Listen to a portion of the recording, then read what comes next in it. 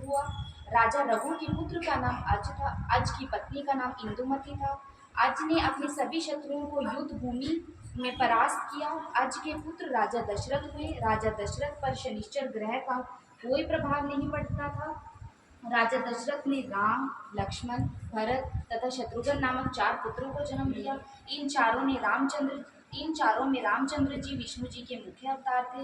हे नारद, इस प्रकार राजा दिलीप के वंश में क्रमानुसार निम्नलिखित राजा हुए: रघु, अज, दशरथ, रामचंद्र, कुश, अनित्य, निषद, पुंडरी, क्षेमध्वज, दिवा, अविक, परिपत्र, बलि, अस्थिर, वृजनाभ, खगन तथा कंकनाभ।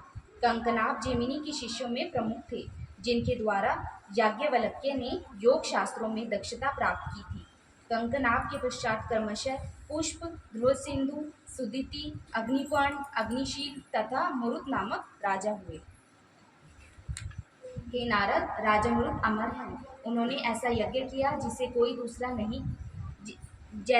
दूसरा नहीं हुआ है। कलयुग का आगमन जानकर वे भरतखंड को छोड़कर सप्त ऋषियों ने जहाँ आश्रम लिया, उस क्लाप ग्राम में जाकर रहने लगे। कलयुग के समाप्त हो जाने पर राजा मरुतु पुनः भरतखंड में आएंगे तथा सूर्यवंश की वृद्धि करेंगे। मरुत के पुत्र राजा बाण हुए।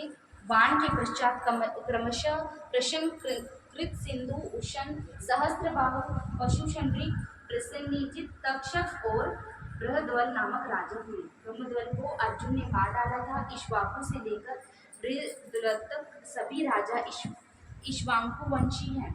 हे नारद, अब मैं तुम्हें उन राजाओं के नाम सुनाता हूँ जो इस वंश में आगे चलकर होंगे।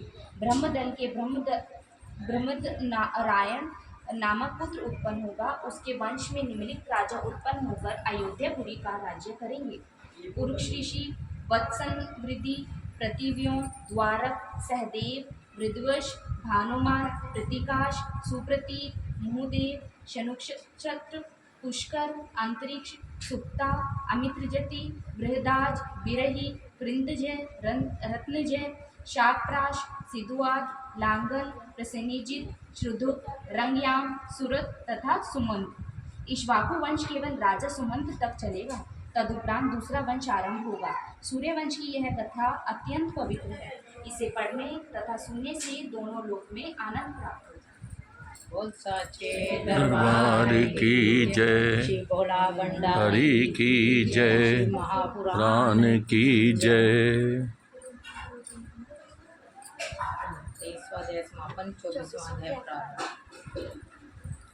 महाशिव पुराण कथा का समापन कुछ ही समय में होने जा रहा है। उसके पश्चात गुणगान, उसके पश्चात भंडारे का आयोजन।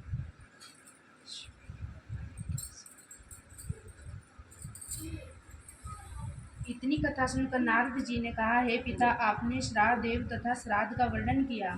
अब मेरी यह इच्छा है कि आप मुझे श्राद्ध का विधान विस्तार पूर्वक सुनाने की कृपा करें। श्राद्ध करने से पितर अत्यंत प्रसन्न होते हैं, परंतु मैं यह नहीं जानता कि पितर कौन है।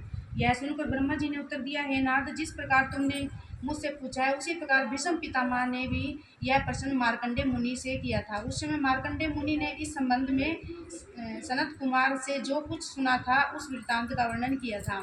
अस्तु, मैं तुम्हें भीष्म पितामह तथा मार्कंडेय के प्रश्नोत्तर रूप में इस संबंध में बताता हूँ। हे नारद, जिस समय भीष्म पितामह कुरुक्षेत्र में शैय्या पर लेटे हुए थे, उस समय राजा युधिष्ठिर ने उनके पास पहुंचकर यह प्रार्थना की, हे पितामह, जो मनुष्य संसार में पुत्र की इच्छा रखते हैं उन्हें क्या करना उचित